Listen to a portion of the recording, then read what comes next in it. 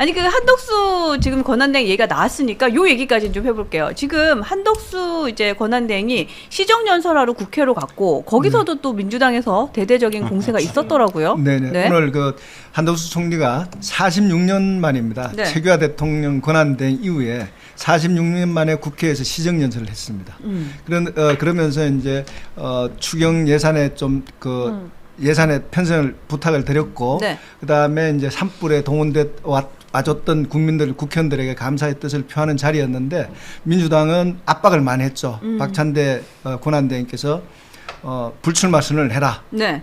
그리고 국정에 전념해라. 이렇게 압박을 했는데도 불구하고 한덕수 권한대행은 어제 군부대를 시찰하면서 정말 천재였어요. 60년 전에 군번을 얘기하면서 한덕수라고 얘기를 했습니다. 그러면서 이제 군에 가서 그 출마의 사전 준비가 아니냐 나왔고, 국민의힘에서는 아마 이달 29일부터 6월 4일 전에 출마 선언을 할 것이다. 네. 이렇게 내다보고 있는 반면 여러 캠프에서는 그분의 성격으로 봐서는 출마하지 못할 것이다. 지금 아직까지도 찬반 양론이 팽배하고 있습니다. 네, 네. 근데 진짜 속 시원하게 얘기 안 하는 건 그냥 무언의 인정인 것 같아요. 네, 계속 그런 생각은 하게 되는 것 같아요. 네, 네. 제가 여론조사 숫자 하나만 공표를 하겠습니다. 아, 좋습니다. 개인적으로 제가 이제 저도 뭐 조금의 이제 이 톡방이 있거든요. 네. 그래서 어저께 밤에 설문조사를 붙였어요. 이 방에는 이재명 후보를 지지하는 분도 있고 골고루 들어있거든요.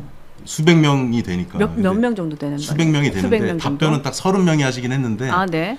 질문이 이거였어요. 한덕수 그 권한대행이 출마를 해야 되냐 말아야 되냐. 근데 30명 중에 25명의 응답을 출마하면 안 된다.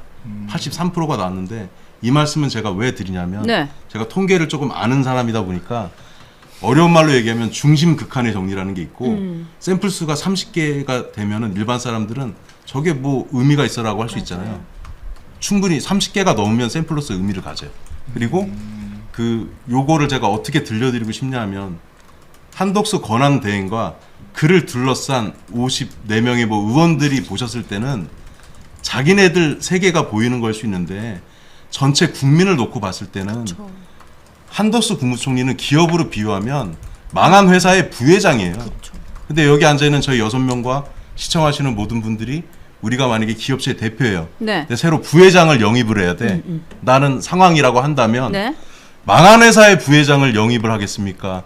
잘된 회사의 부회장을 영입하겠습니까? 잘 되는 데를 데리고 가죠. 그렇죠. 네. 어차피 지는 패인데 그 패를 들고 가려고 하는 것 자체가 저는 이해할 수가 없고 저뿐만 아니라 대부분의 국민들은 한덕수 권한대행이 나오는 거에 대해서 이건 상식적이지 않다고 생각하고 있는데 이걸 어거지로 만들려고 하고 있지 않나 이렇게 제 의견 드리겠습니다. 그러네. 그럴 수도 있겠다. 그렇죠? 하여튼 한덕수는 자살 계엄을 막지 못했잖아요. 그죠? 이 자살 계엄이라는 이 엄청난 사태를 가장 측근에 있으면서도 막지 못했습니다. 그거는 늘 살아온 것이 기회적이었기 때문에 그래요. 다른 것이 아니라 기회적이었기 때문에 항상 뭐지? 하나만 더 첨언하자면 자기를 드러내지 않고 2,000명 의대 증원을 했을 때 네. 문제가 터졌잖아요. 그러면 그걸 주워 담고 해결할 사람은 한덕수 국무총리였거든요. 그때는 싸돌아다니지 않다가 왜 요즘 갑자기 군번 얘기하고 그러면서 군부대 시찰하고 악수하러 다니고 너무 사람이 다른 거잖아요. 그 2,000명 문제 터졌을 때 국무총리, 제가 만약에 국무총리였으면 네. 각계각층 있는 사람들 모아서 한 일주일 어디 워크숍 하든 여기서 답을 내자 뭐 이런 걸 해야 되는데 그때 한덕수 국무총리는 어디 있었습니까? 그 사람이 대통령을 한다고요? 저는 절대 용납할 수 없습니다.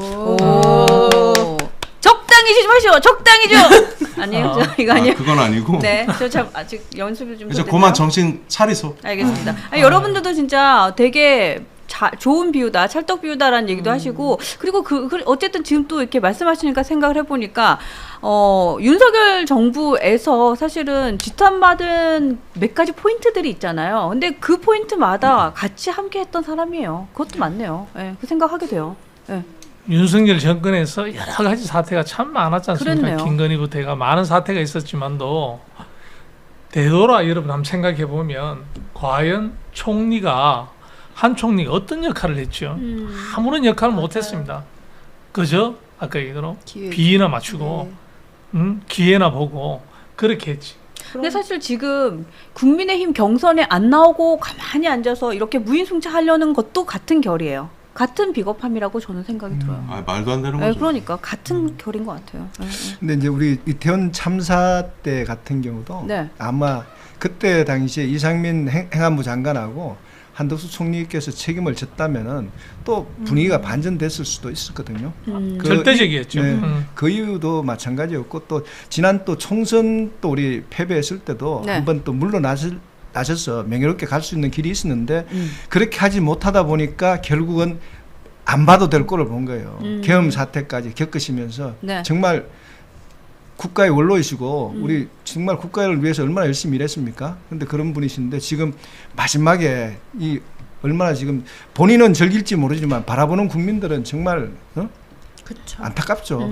그분의 지금 뭔가 지금 무슨 생각을 갖고 있는지 속내를 알 수 없는 게 참 안타깝지만은 네. 지금 하시고 있는 행동은 절대 올바른 행동은 아니다 이렇게 지금 보고 있습니다. 노예함의 극치지. 그래서 사실 안철수 후보도 이제 그 한덕수 출마에 대해서는 뭐 윤석열 전 대통령이 한 번 더 나오는 거랑 뭐가 달라? 뭐 이런 얘기도 했고 또 그렇게 해서는 이재명 절대 막을 수 없다 뭐 이런 얘기도 하더라고요. 예, 예. 그래서 그래서 형정님이 해주셨던 꽃가마요. 네. 그거 말씀해 주셨었죠. 꽃가마 타시는 분이라고. 그게 항상 머리에 남더라고요. 그러니까. 꽃가마는 강호동이나 타는 거예요.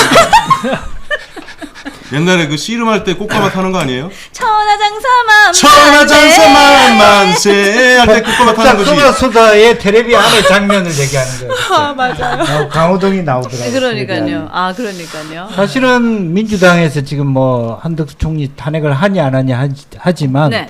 사실은 한덕수 총리가 나오든 안 나오든 민주당은 사실은 나쁠 게 없다 그렇게 생각할 거예요. 이미 네, 준비를 하고 맞습니다. 있을 겁니다. 네. 그러니까 한덕수 총리가 나온다고 해서 민주당이 겁을 먹는다 천만의 말씀이고요. 이것은 처음부터 우리가 다시 생각해 보면 친윤들이 한동훈을 나오지 못하게 하기 위한 술수에 불과한 것이고 이기려고 하는 패가 아니에요. 네, 네. 스스로도 알아요. 한덕수를 이길 수 없다. 다만 당내에서 한동훈이가 1등 되는 것은 못 보겠다. 그겁니다. 그것밖에 없는 거예요. 네. 그러면- 목표는 그거예요. 맞아요. 그거 맞는 것 같아요. 근데 전 여기서 또 궁금한 게 그러면 한동훈이 나오면 될 수 있다. 즉 이재명을 이길 수 있다라는 걸 알까요? 알면서도 저럴까요? 그것도 되게 중요한 질문 아니에요? 그게 이제 기득권이잖아요. 그러니까 한동훈이 되면 이기는 것과 네. 내가 국회의원 되는 것 중에 내가 이 지방선거 때 공천권을 유지하고 싶은 사람들이 54명이 넘는 거죠. 냉정해 보면 그러네. 정권을 넘겨줘도 좋다. 그러니까 맞습니다. 지더라도 한동훈으로는 지고 싶지 않다는 거죠. 아니, 그것이 한동훈이 아니라 내가 쫓겨날 판이다. 한동훈이 그게 대통령 거죠. 되는 것보다 네. 아까 얘기대로 그거는 두 번째고 내가 공천받아 국회의원 되는 것이 더 중요하다 이거예요. 그러니까 우선순위가. 한동훈이 이길 수 나라와- 있더라도 안 돼 이건. 나라와 국민은 네. 멀리 있고 내 그게 국회의원 되는 진짜 거는 가까이 공개적으로 있는 지금 거예요. 국민의힘 어. 의원들 목소리에서 나오는 얘기입니다. 야당이 더 재밌던데요. 이러고 돌아다니는. 그러니까 그럼. 정권 연장 관심 없고 네. 지금 굉장히 좀 뭐 더럽다 뭐 이런 얘기도 하시고 국민의힘 정신 차려야 된다 이런 얘기도 하시고. 정신 그러니까 지금 정도가 아니라. 대통령이 지금 전 대통령이 신당 얘기하는 것은 뭐냐면 이 당이 한동훈이 먹을 수 있겠구나라고 하는 직감에 의해서 그러면 뺄까 그런 생각을 한다는 의미예요.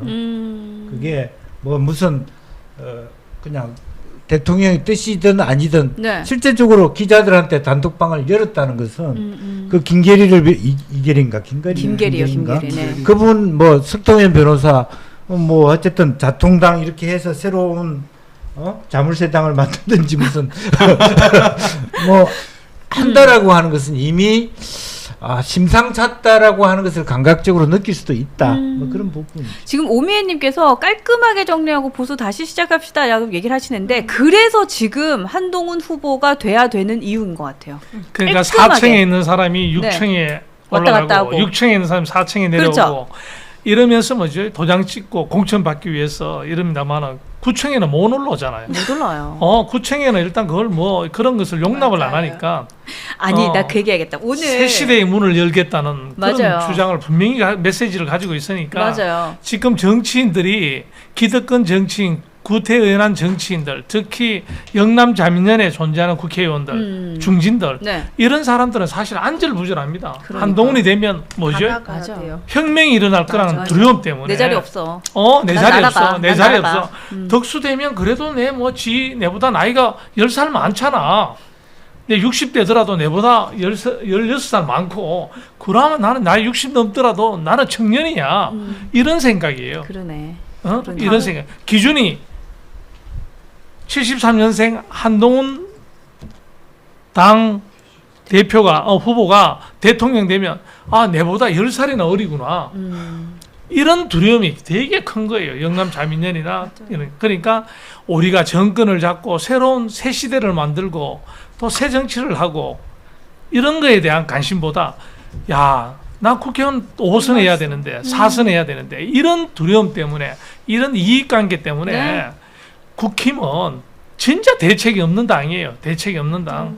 이걸 어떤 식으로든 전 국민들이 행동으로 보여줘서 이 국힘 보수를 새로운 판을 짜야 됩니다. 새로운 판을 짜서 우리 농심 아저씨 말대로 우리 50대들이 일할 수 있는 기회를 주고 그러니까. 50대가 대통령이 되고 네. 40대가 장관이 나오는 이런 세상 이 새 시대를 만들어내야 됩니다. 정치 교체, 맞아요. 세대 교체, 시대 교체가 이루어질 수 있도록 우리 모두가 도와야 되고 우리가 행동할 때만이 우리가 이길 수 있습니다. 정치 교체, 세대 교체, 시대 교체를 우리가 갈망하는 이 방송 뉴스 엔진 정답은 없다. 여기는 티키 타카 쇼!